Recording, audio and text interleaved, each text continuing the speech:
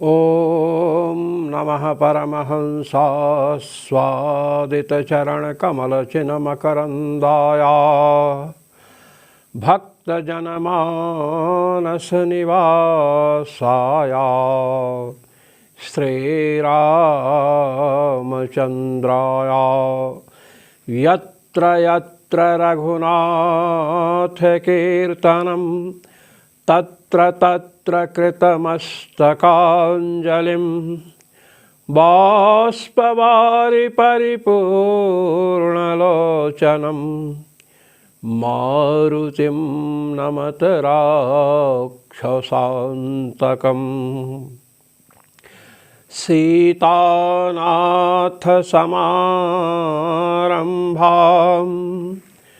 रामानन्दार्यमध्यमाम् अस्मदाचार्यपर्यन्तां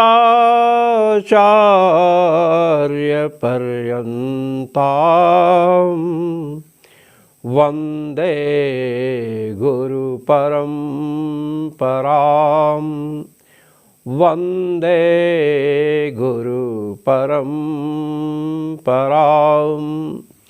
सर्वेश्वर श्री रघुनाथो विजयते तराम।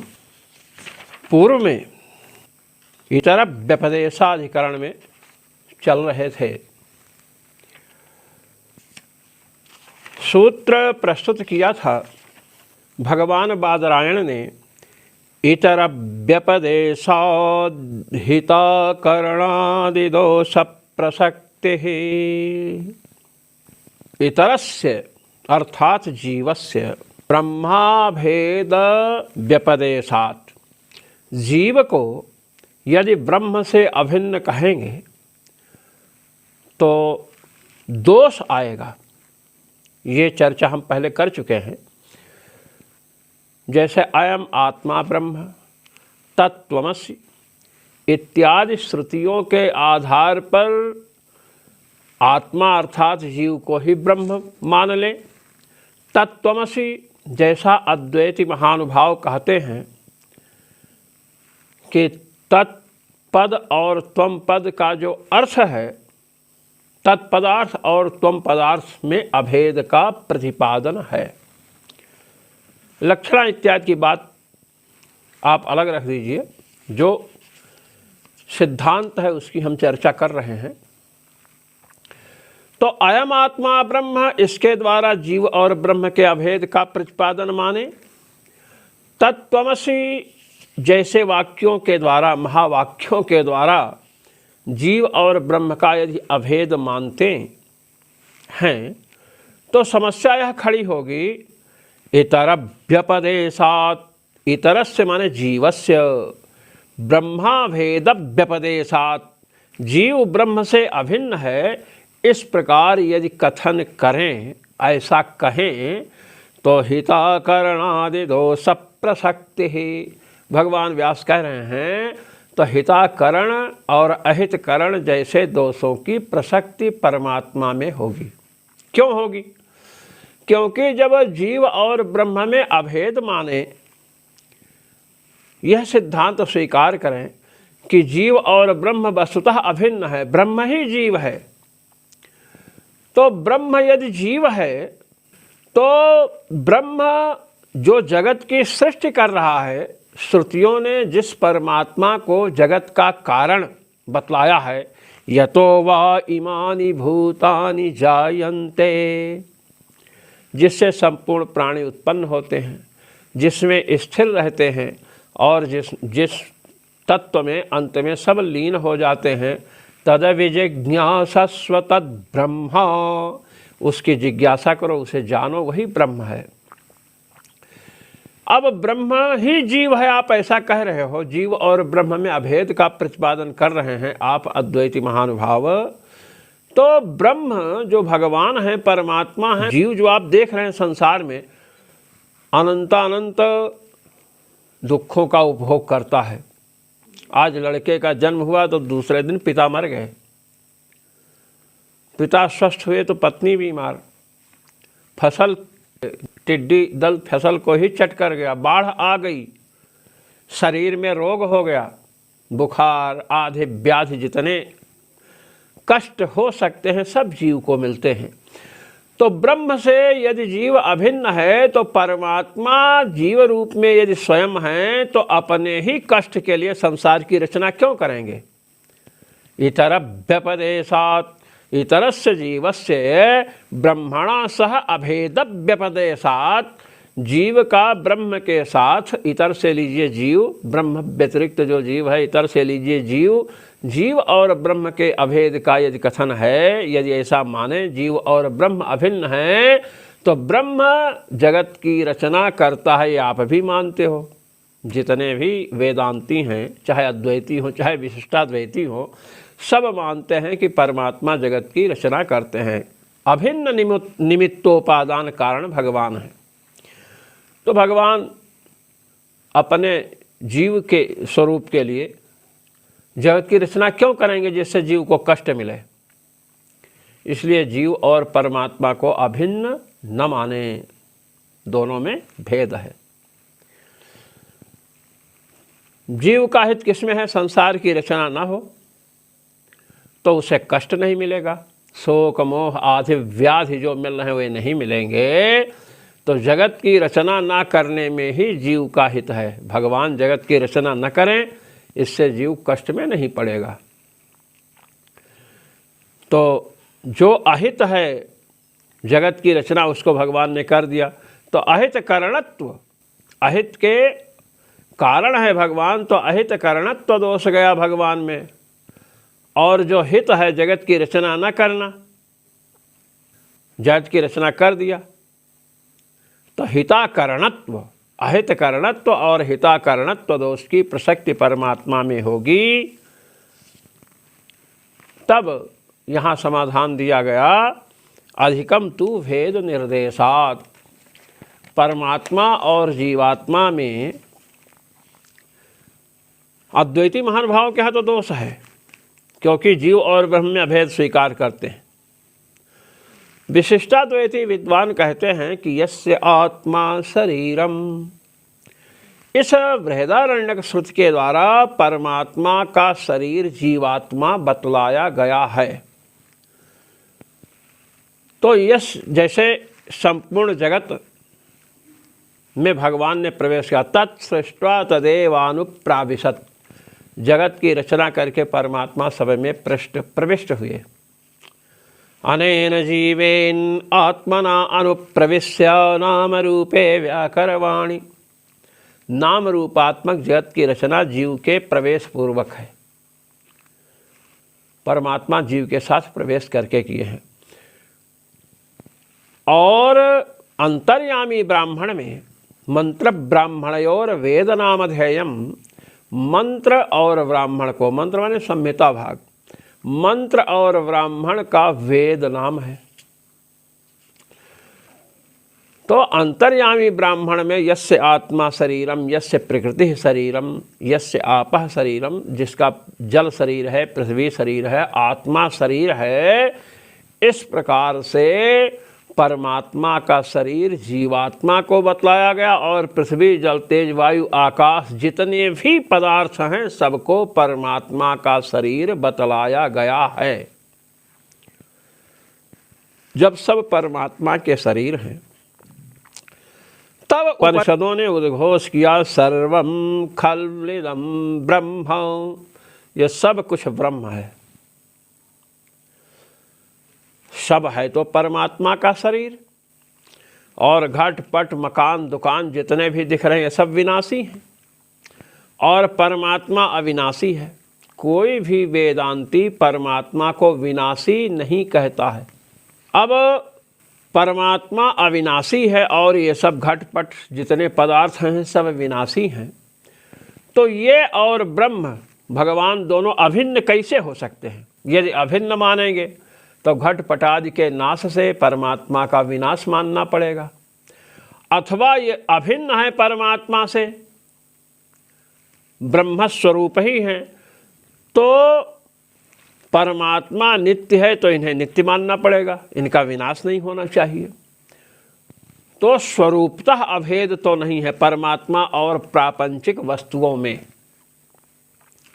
फिर सर्वम खल्विदम ब्रह्म, सर्वम में और ब्रह्म में जो प्रथमा विभक्ति है, समान विभक्तिकत्व रूप जो सामानाधिकरण्य है, इसकी उपपत्ति कैसे होगी? अभेद तो बाधित है। जैसे नीलो घटः, नीलो घटः में घट शब्द के उत्तर नील शब्द के बाद में सुविभक्ति है, समान विभक्तिकत्व रूप सामानाधिकरण्य है, इसलिए नीलो भिन्नो घटः, नील से अभिन्न घट है। जो घट है वही नील है, जो नील है वही घट है। वहाँ तो अभेद ठीक है, किंतु सर्वम खल्विदम ब्रह्म, खल शब्द लगा, खलवन निश्चितम, निश्चयन वच में निश्चय पूर्वक कहता हूँ, सर्वम खल्विदम ब्रह्म, इदम सर्वम ब्रह्म, ये सब ब्रह्म है। तो समान विभक्तिकत्व रूप जो सामानाधिकरण्य है, उससे अभेद बोधित हो। अभेद बाधित है, जगत विनाशी है, परमात्मा अविनाशी है। तो कैसे अब समान विभक्तिकत्व रूप सामानाधिकरण्य की उपपत्ति करेंगे? तो कहते हैं कि देखिए, ब्रह्म तो नहीं है, स्वरूपतः तो ब्रह्म नहीं है, ये सब ये तो सुनिश्चित है, किंतु परमात्मा के शरीर ये जितने पदार्थ हैं, पृथ्वी, जल, तेज, वायु, आकाश, ये सब परमात्मा के शरीर हैं। उपनिषदों में ये बात बताई गई है उद्घोष पूर्वक। श्रीमद् वाल्मीकि रामायण में भी ब्रह्मा जी ने भगवान श्री राम की जब स्तुति की तो कहा कि जगत सर्वं शरीरं ते स्थैर्यं ते वसुधातलम। जगत सर्वं शरीरं ते, हे प्रभो संपूर्ण जगत आपका शरीर है। यहाँ से लेकर चतुर्दश लोक, चतुर्दश जो भुवन है ब्रह्मलोक पर्यंत, सब कुछ प्रापंचिक जगत जितना भी है सब क्या है? भगवान का शरीर है। तो शरीर शरीरी भावेन सामानाधिकरण्य की उपपत्ति कर सकते हैं, यही एक मार्ग है। जैसे शरीर है, जीवात्मा इससे भिन्न है, किंतु अहम अहम ये प्रतीति होती है। अहम स्थूलः, अहम कृशः। अहम अर्थ तो जीव है, तो जीव तो मोटा पतला होता नहीं है, और जो शरीर है वह है स्थूल, वह आत्मा है नहीं, अहमर्थ है नहीं। तो अहमर्थ जो आत्मा शरीर से भिन्न है, अहम अहम अहम स्थूलः अहम कृशः, ये जो अनुभूति होती है सर्वसाधारण को, इसमें वेदांती, नैयायिक ये इसका अपलाप नहीं कर सकते हैं। तो अहम स्थूलः, स्थौल्य शरीर में है, अहमर्थ में है नहीं। तो यह अनुभूति हो रही है, जो अबाधित अनुभूति है सबको हो रही है, इसकी उपपत्ति कैसे करेंगे? अहमर्थ में और इस शरीर में, जो स्थूल शरीर है उनमें दोनों में अभेद तो नहीं है, भेद है। तो अभेद बाधित होने पर आत्मा और शरीर में अभेद बाधित होने से अहम स्थूला यह प्रतीति कैसे होगी? अहमर्थ के साथ और स्थूल के साथ अभेद का बोध कैसे होगा? स्वरूपता तो हो नहीं सकता है। तो शरीर शरीरी भाव को लेकर कहेंगे शरीर है, इसमें रहने वाला जो जीवात्मा है वो देही है, ये देह है वो देही है। तो देह देही भाव को लेकर के लोक में अहम स्थूलः अहम कृशः ये प्रतीति जैसे होती है, ऐसे ही भगवती श्रुति के द्वारा बोधित संपूर्ण जगत परमात्मा का शरीर है। संपूर्ण जगत में परमात्मा शरीरत्व का बोध श्रुति के द्वारा हो रहा है, उपनिषद के द्वारा हो रहा है। भगवान शरीरी हैं, इसलिए शरीर शरीरी भाव को लेकर के सर्वम खल्विदम ब्रह्म, सब कुछ ब्रह्म है, अर्थात ब्रह्मात्मक है, ब्रह्म इसकी आत्मा है। इसी प्रकार अयम आत्मा ब्रह्म, यह आत्मा भी ब्रह्म है। जब सब ब्रह्म है तो उस सब में आत्मा आया कि नहीं आया? आ गया ना। प्रकृति भी आ गई, तो प्रकृति को भी ब्रह्म कह दें शरीर शरीरी भाव को लेकर, तो कोई अनुपपत्ति नहीं है। जीव को भी शरीर शरीरी भाव को लेकर के ब्रह्म कह दें तो कोई अनुपपत्ति नहीं है। स्वरूपतः अभेद तो बाधित है। ये बात बतलाई गई। यदि जीव और ब्रह्म का स्वरूपतः अभेद माने तो परमात्मा अपने ही जीव स्वरूप के लिए दुखमय संसार की रचना क्यों करेंगे? इतर व्यपदेशाधिता करणादि दोष प्रसक्ति ही। इस दोष को दूर करने के लिए भगवान व्यास ने कहा अधिकम तु भेद निर्देशात्। पहली बात तो है कि स्वरूपतः भेद नहीं, स्वरूपतः अभेद नहीं है। जीवात्मा और परमात्मा में किम वा जीव अथवा ब्रह्म में, जीव और ब्रह्म में स्वरूपतः अभेद नहीं है। अधिकम तु भेद निर्देशात्, क्योंकि भेदेन दोनों का उपनिषदों में निरूपण है। ज्ञौ द्वावजा विसानीसौ तयोरन्यः पिप्पलं स्वादवत्यनश्नन्यो अभिचाकसीति द्वा सुपर्णा सयुजा सखाया। इस प्रकार जीव और परमात्मा का भेदेन निर्देश है। जीवात्मा को परमात्मा का शरीर बतलाया गया, यस्यात्मा शरीरम, इसलिए शरीर शरीरी भाव को लेकर अयम आत्मा ब्रह्म, अर्थात यह आत्मा ब्रह्मात्मक है। तत्त्वमसि, तुम भी ब्रह्मात्मक हो। सर्वम खल्विदम ब्रह्म, सब कुछ ब्रह्मात्मक है। ब्रह्म के साथ सभी का अभेद स्वरूपतः बतलाएंगे तो ब्रह्म को विनाशी मानना पड़ेगा, चाहे इनको अविनाशी मानना पड़ेगा। तो ये मार्ग जब हमको सर्वम खल्विदम ब्रह्म में सब कुछ ब्रह्मात्मक है करना ही है। पूज्यपाद गोस्वामी जी महाराज ने कहा सिया राममय सब जग जानी, करऊं प्रणाम जोरी जुग पानी। भगवान मैं सबको समझकर प्रणाम करता हूँ। प्रणमे दनन्यः, श्रीमद्भागवत महापुराण में भक्त सबको अपना जो आराध्य है उनका स्वरूप समझता है।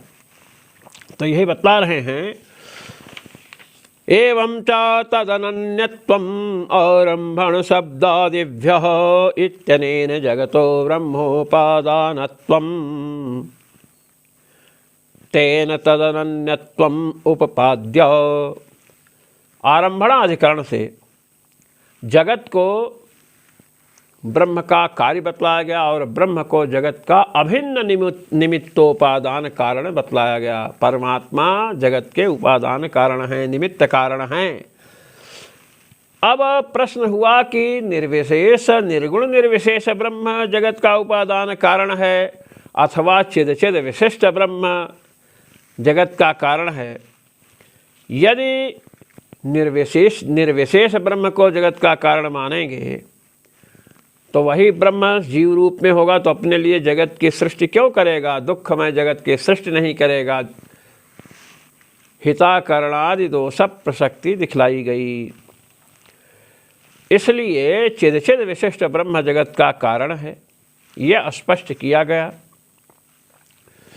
तत्त्वमस्यादि जो श्रुतियां हैं, अयम आत्मा ब्रह्म तत्त्वमसि, ये जो श्रुतियां हैं ये शरीर शरीरी भावेन आत्मा ब्रह्मात्मक है, तुम ब्रह्मात्मक हो, इस प्रकार अर्थ करने से लग जाएंगी। ततश्च तत्त्वमस्यादि श्रुतीनां ब्रह्मणो जगदुपादान कारणत्वबोधनेन, ब्रह्मात्मक होने से तत्त्वमस्यादि श्रुतियां जीव को ब्रह्मात्मक बतला रही हैं। जब जगत की सृष्टि होगी तो जगत क्या है, मैंने पहले भी बताया, जगत स्थूल चिद चिद विशिष्ट ब्रह्म का नाम जगत है। तो स्थूल चिद चिद विशिष्ट ब्रह्म हुआ कार्य और सूक्ष्म चिद विशिष्ट ब्रह्म हुआ कारण। तो तत्तमस्यादि श्रुति के द्वारा इसे ब्रह्मात्मक बतला रहे हैं। ब्रह्मात्मा में ब्रह्म हो आत्मा जिसकी ऐसा जीव है, ब्रह्म हो आत्मा जिसकी ऐसी प्रकृति है। तो ये प्रपंच क्या है? ब्रह्मात्मक है। अर्थात अब इसी को स्थूल चिद विशिष्ट ब्रह्म इस शब्द से कह दें, चाहे जगत शब्द से कह दें। तो ये जो बतलाया जा रहा है ब्रह्मात्मक, अर्थात जीव भी नाम रूपात्मक जीव से विशिष्ट ब्रह्म है। अब जीव स्थूल कैसे है? तो प्रकृति के संपर्क से। तो ये बतलाया गया कि ब्रह्म में उपादान कारणता का बोध करा रहे हैं सब वाक्य भी शरीर शरीरी भावेन बतलाते हुए। विशिष्टस्यैव ब्रह्मणो जगत उपादानत्व स्फुटीकरणत्वेन सार्थक्यात्। विशिष्ट ब्रह्म ही जगत का कारण है। उभयविध श्रुतीनां सार्थक्यम निष्पद्यते। इसलिए भेद प्रतिपादिका जो श्रुतियां हैं, ज्ञाग्यौद्वावजा वीसान्वीसौ और अयम आत्मा ब्रह्म, दोनों प्रकार की श्रुतियों का सार्थक्य है। यहाँ पर कारण का बोध, ब्रह्म जगत का उपादान कारण है, इसीलिए जीव को भी ब्रह्मात्मक बतलाया। अयम आत्मा ब्रह्म तत्त्वमसि इत्यादि के द्वारा ब्रह्मात्मक इसलिए बतलाया क्योंकि प्रपंच जो है जगत स्थूल चिद विशिष्ट है। जगत को ब्रह्म समझिए और सूक्ष्म जो ब्रह्म है, सूक्ष्म चिद विशिष्ट ब्रह्म है, वह इसका कारण है। तो कारण बोधन में इनका तात्पर्य है। ब्रह्मात्मक बतलाने से संपूर्ण जगत ब्रह्मात्मक है, अर्थात स्थूल चिद विशिष्ट ब्रह्म है ये। इसी को जगत कह लीजिए, जो भी कह दीजिए। इसलिए दोनों प्रकार की श्रुतियों का सार्थक्य है। जीव ब्रह्मणो भेदस्य वास्तविकत्वेन। अब जीव और ब्रह्म का भेद वास्तविक है, वस्तुतः है। इसीलिए लौकिक वैदिक व्यवहाराणाम सार्थक्यम, लौकिक वैदिक जो व्यवहार है उसका भी सार्थक्य होगा। पिंडदान देते हैं, देने वाला दूसरा है, जिसको मिलेगा वो दूसरा है। लौकिक वैदिक जितने व्यवहार हैं, स्वर्ग नरक इत्यादि के जो व्यवहार हैं, उनकी भी उपपत्ति आ जाएगी। कर्म ज्ञान भक्ति योग प्रतिपादक श्रुतीनाम, कर्म कांड, ज्ञान कांड और भक्ति का प्रतिपादन करने वाली जो श्रुति है, उपनिषद हैं, उनका। अर्थ पंचक बोधका नाम सर्वेशाम वेदांतानाम। अर्थ पंचक बोधक जितने वेदांत हैं। अर्थ पंचक क्या है? 5 रहस्यों का ज्ञान। अर्थानाम पंचकम, अर्थानाम पंच अर्थ पंचकम। देखिए 5 जीव, पहले तो ब्रह्म परमात्मा का स्वरूप, जीव का स्वरूप 2 हो गया ना। परमात्मा की प्राप्ति का उपाय 3, परमात्मा की प्राप्ति का फल 4, और परमात्मा की प्राप्ति के विरोधी कौन कौन तत्व हैं, इन 5 का ज्ञान ही अर्थ पंचक कहलाता है। प्राप्यस्य ब्रह्मणो रूपम, रूपम प्राप्तुस्तथैव च। प्राप्य जो भगवान है उनका स्वरूप, प्रापक जो जीवात्मा है, भगवान को जो प्राप्त करेगा उसका स्वरूप। प्राप्ति का उपाय क्या है? उपाय का स्वरूप। प्राप्ति का फल क्या है, या प्राप्ति का विरोधी कौन है, जिसको छोड़ने से हम भगवान को प्राप्त कर सकें। उपाय को अपनाएं, विरोधी को छोड़ें, प्राप्ति का विरोधी। और प्राप्ति का फल, हम परमात्मा को प्राप्त करेंगे तो उसका फल क्या है, ये अर्थ पंचक है। अर्थ पंचक बोधकानां सर्वेषां वेदान्तानां वेदोपब्रह्मणीभूति स्मृति इतिहास पुराणादीनां च सर्वेषां सार्थक्यम उपपद्यते तराम। कहते हैं इति वेदांत का अर्थात उपनिषदों का और वेद का उपब्रह्मण विस्तार जिससे होता है, व्याख्यान जिससे होता है, ऐसी स्मृतियाँ, इतिहास और पुराण इन सब का सार्थक्य होगा। जीव स्वरूपस्य काल्पनिकत्वे तो सर्वम इदम असंगतम स्यात्। कहते हैं जीव के स्वरूप को यदि काल्पनिक कहोगे, जीव का स्वरूप ब्रह्म सत्यम जगन मिथ्या जीवो ब्रह्मैव न परः, ब्रह्म को सत्य मानो और जगत को मिथ्या मान लिए। जीवो ब्रह्मैव, जीव ब्रह्म ही है। अब देखिए सबसे बड़ी बात यह है, ब्रह्म तो सत्य हो गया, अधिष्ठान है। जीव अविद्या से कल्पित है। अद्वैती महानुभाव जीव को अनादि मानते हैं, किंतु अविद्या कल्पित है। यदि अविद्या कल्पित नहीं मानेंगे, जीव को अध्यस्त नहीं मानेंगे, अनादि होने पर भी जीव अध्यस्त है, और जो अध्यस्त होता है वह मिथ्या होता है। मात्र ब्रह्म को छोड़कर सब कुछ इनके यहाँ अध्यस्त है, तो जीव भी अध्यस्त हो गया। अब जैसे सुक्ति को देख करके कोई रजत समझ ले, इदम रजतम, रस्सी को देख करके कोई सर्प समझ ले, अयम सर्पः। अब आप बताइए, रज्जु में सर्प अध्यस्त है, इसलिए वह मिथ्या है, न पहले था, न वर्तमान काल में है, और न भविष्यत काल में रहेगा। सुक्ति को, सीपी को देख करके चांदी समझ लें, तो चांदी ना अभी है, न चांदी भूतकाल में थी सुक्ति में, और न भविष्यत काल में चांदी उसमें रहेगी। तीनों काल में उसकी सत्ता बाधित है।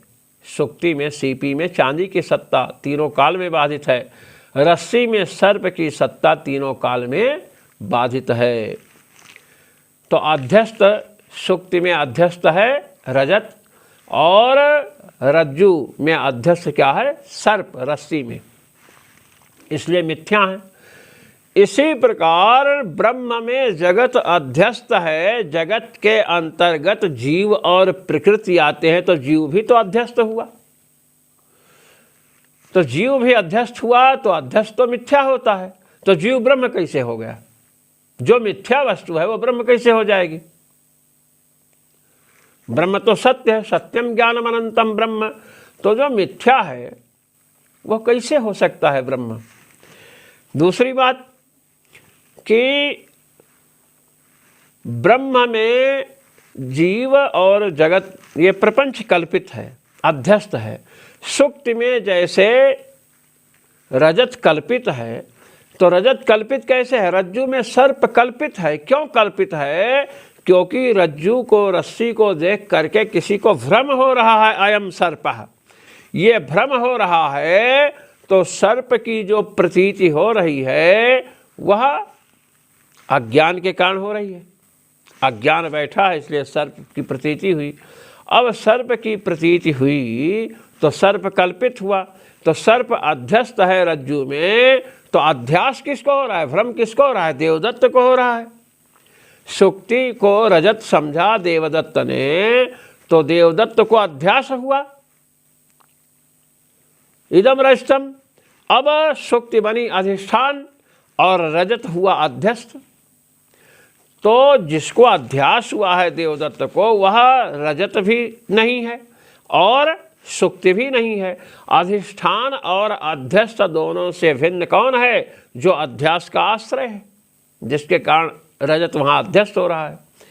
रज्जु को सर्प समझा देवदत्त ने, देवदत्त को अध्यास हुआ, अयम सर्पः। तो अधिष्ठान रज्जु है, रस्सी, और सर्प अध्यस्त है, और जिसको अध्यास हुआ, अध्यास का आश्रय उन दोनों से भिन्न है। आप जगत को ब्रह्म में अध्यस्त कहते हो। अद्वैत महानुभावों से विशिष्टाद्वैत के आचार्यों ने, अन्य आचार्यों ने प्रश्न किया कि जब जगत अध्यस्त है तो जगत का अध्यास किसे हुआ? आप ये तो बतलाओ। जगत का जिसे अध्यास है वह व्यक्ति, कोई दूसरा व्यक्ति मानो, जिसको ब्रह्म में जगत का अध्यास हो, तब जगत अध्यस्त होगा। जगत के अंदर जीव और प्रकृति आएंगे, तो जीव भी मिथ्या, प्रकृति भी मिथ्या, ये बात सिद्ध होगी।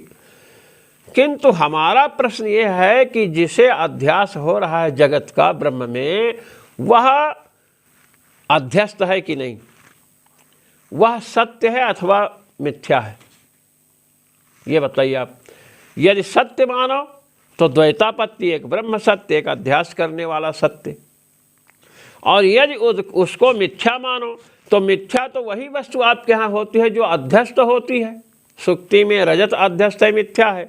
रज्जु में सर्प अध्यस्त है, मिथ्या है। ब्रह्म में जगत अध्यस्त है, इसलिए जगत को कहते हो जगन मिथ्या। अधिष्ठान को सत्य मानते हो, जगत को मिथ्या। तो जो जिसको अध्यास हो रहा है वह मिथ्या यदि आप कहोगे तो उसको भी तो अध्यस्त मानना पड़ेगा। अब उसको यदि अध्यस्त मानोगे तो उसका अध्यास किसको है? अब जिसको अध्यास होगा उस विषय में भी हम प्रश्न करेंगे कि वह सत्य है कि मिथ्या है। सत्य मानोगे तो द्वैतापत्ति, और मिथ्या मानोगे तो उसका अध्यास किसको होगा? इस प्रकार अनवस्था दोष से समाक्रांत हो जाएंगे आप अद्वैती महानुभाव। इसलिए ब्रह्म में जगत को अध्यस्त नहीं कह सकते हैं, जीव को काल्पनिक नहीं कह सकते हैं, जीव वास्तविक है। कहते हैं जीव स्वरूपस्य काल्पनिकत्वे तो सर्वम इदम असंगतम स्यात्। सब मामला गुड़ गोबर हो जाएगा। तस्मात् वैदिक प्रमाणवद्भिः सर्वेषां वेदांतानां सार्थक्य निष्पत्तये। इसलिए वैदिक प्रमाण वाले, वेद को प्रमाण मानने वाले जो महानुभाव हैं, संपूर्ण वेदांतों के सार्थक्य को निष्पन्न करने के लिए अवश्यम ब्रह्मणो भिन्नस्य जीव स्वरूपस्य वास्तवत्वम अंगीकर्तव्यम। ब्रह्म से भिन्न जीव है, जीव के स्वरूप को वास्तविक स्वीकार करना चाहिए।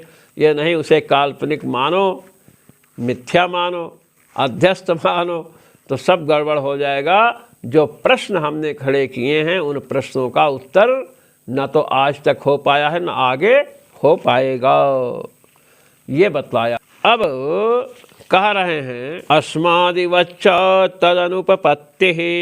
द्वितीय अध्याय के प्रथम पाद का 23वां सूत्र है। कहते हैं हमने आपको एक बात बतलाई है कि जीव और ब्रह्म का वस्तुतः अभेद नहीं है, वस्तुतः भेद है। अयम आत्मा ब्रह्म, तत्त्वमसि इत्यादि जो श्रुतियाँ हैं वे सर्वम खल्विदम ब्रह्म, जैसे यह अभेद प्रतिपादिका श्रुति है, ऐसे ही जो अभेद का बोधन हो रहा है वह वस्तुतः अभेद को लेकर नहीं हो रहा है, शरीर शरीरी भाव को लेकर हो रहा है। सब कुछ ब्रह्म अर्थात ब्रह्मात्मक है। आत्मा भी ब्रह्मात्मक है, तुम भी ब्रह्मात्मक हो, इस बात को समझो। अस्मादिवच्च तदनुपपत्ति। जीव और ब्रह्म का अभेद अनुपपन्न है। तदनुपपत्ति माने जीव ब्रह्मणो अभेदः यह भवता प्रतिपाद्यते सह अनुपपन्नः। कथम? अस्मादिवच्च यथा पृथ्वी विकाराणाम अस्मनां वज्रवैडूर्येन्द्र नील पद्मरागादीनां पृथिव्यैक्यम उपपद्यते। कहते देखिए, जैसे पृथ्वी के विकार हैं, पत्थर, हम लोग न्याय सिद्धांत मुक्तावली पढ़ते थे तो उसमें यह शंका हुई कि ये बताओ पत्थर जो है, पहाड़, पाषाण, ये पृथ्वी है कि नहीं? तो वहाँ पर ये भी पृथ्वी है, ये बात सिद्ध की गई। जैसे पृथ्वी में गंध है वैसे पर्वतों में भी गंध है, इसलिए गंधवत्व हेतु से इन्हें भी पृथ्वी मानना चाहिए। ये न्याय सिद्धांत मुक्तावली में चर्चा आई है। कहते हैं जैसे पृथ्वी के विकार पत्थर हैं, वज्र, वैदूर्य, इंद्रमणि, इंद्र, नीलमणि, पद्मराग, ये जो मणियाँ हैं पृथ्वी से अभिन्न है। यथा काष्ठभेदानां तृणादीनां अचिद विशेषाणाम अचिदैक्यम चोपपद्यते। जैसे काष्ठ के भेद हैं, काष्ठ लकड़ी, बड़ा काष्ठ, छोटा काष्ठ, तिनका, ये सब लकड़ी के भेद हैं, अचिद विशेष हैं, तो काष्ठ के साथ इनका भेद है। न तो निखिल है प्रत्यनीकानंत कल्याण गुण सागर ब्रह्म स्वरूपेण ऐक्यम। निखिल है यह प्रत्यनीक, संपूर्ण प्रकृति के दुर्गुणों से रहित। प्रकृति के जितने गुण हैं सब दुर्गुण ही हैं। निखिल है यह प्रत्यनीक, है माने त्याज्य जो प्रकृति के गुण हैं उनका प्रत्यनीक माने विरोधी। अनंत कल्याण गुण के सागर हैं भगवान। वात्सल्य, स्वामित्व, सौशील्य, सौलभ्य, सर्वज्ञत्व, सर्वशक्तित्व, सर्वजगत कारणत्व, सकल फल प्रदत्व, निरवधिक दया, अनुकंपा, करुणा, सौंदर्य, माधुर्याद्यनंत गुणगण विशिष्ट श्री राघवेंद्र हैं, परब्रह्म हैं, परमात्मा हैं। प्रत्यनीक त्याज्य विरोध, त्याज्य जो हैं प्रकृति के गुण हैं, त्याज्य हैं, इनके विरोधी गुण हैं भगवान। विरोध क्या है? सहानवस्थानम विरोध, एक साथ ना रहना ही तो विरोध है। अहिनुकुलवत, जहाँ सर्प है वहाँ नेवला क्यों रहेगा? स्वभावतः विरोध है।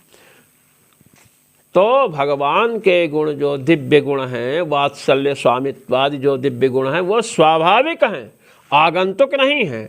और प्रकृति के गुण भगवान में संभव नहीं है, इसलिए हेय प्रत्यनीक, त्याज्य जो प्रकृति के गुण हैं उनके विरोधी हैं वे गुण। अनंत गुणगण के सागर हैं भगवान, उनके साथ इनका ऐक्य नहीं हो सकता है। किनका? जीव का ना तो ऐक्य, ना अभेद हो सकता है, ना प्रकृति का अभेद हो सकता है। तथा चेतनस्यापि कर्म परतंत्रत्व, अज्ञत्व, अनीशत्व, नियम्यत्वादि धर्म कस्य।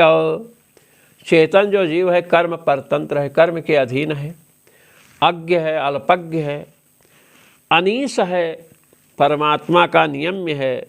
तो इन सब धर्मों से विशिष्ट जो चेतन जीव है वह अपहत पापमत्व, सर्वज्ञत्व, सर्वेश्वरत्व, सर्वनियामकत्वादि धर्म विशिष्टेन ब्रह्मस्वरूपेण ऐक्यानुपपत्ति अवगंतव्या।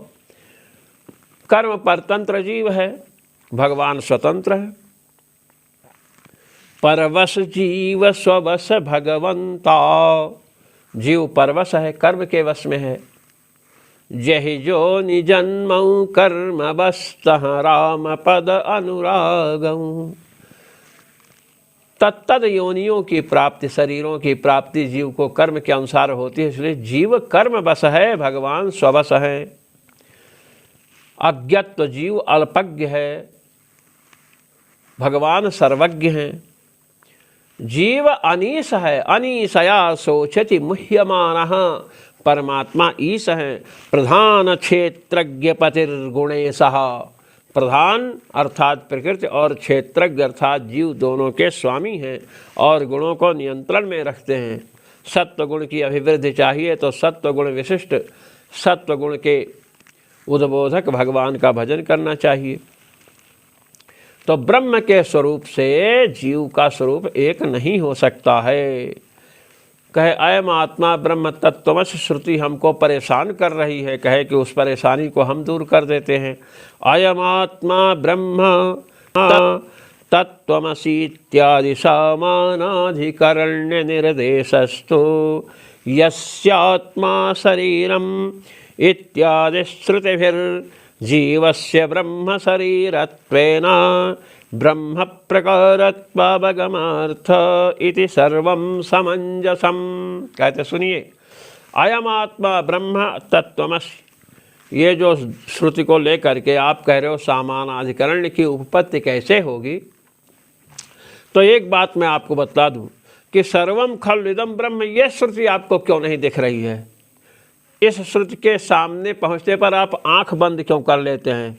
किमर्थम भवान प्रज्ञा चक्षुः भवति, सर्वम खलु इदं ब्रह्म, इस श्रुति को देखने पर आपकी आंख क्यों बंद हो जाती है? आंख वहाँ भी खोलिए अद्वैत महानुभावों और देखिए, सर्वम खलु इदं ब्रह्म, यहाँ पर जीव और ब्रह्म और जगत का क्या स्वरूपतः अभेद कहा जा रहा है?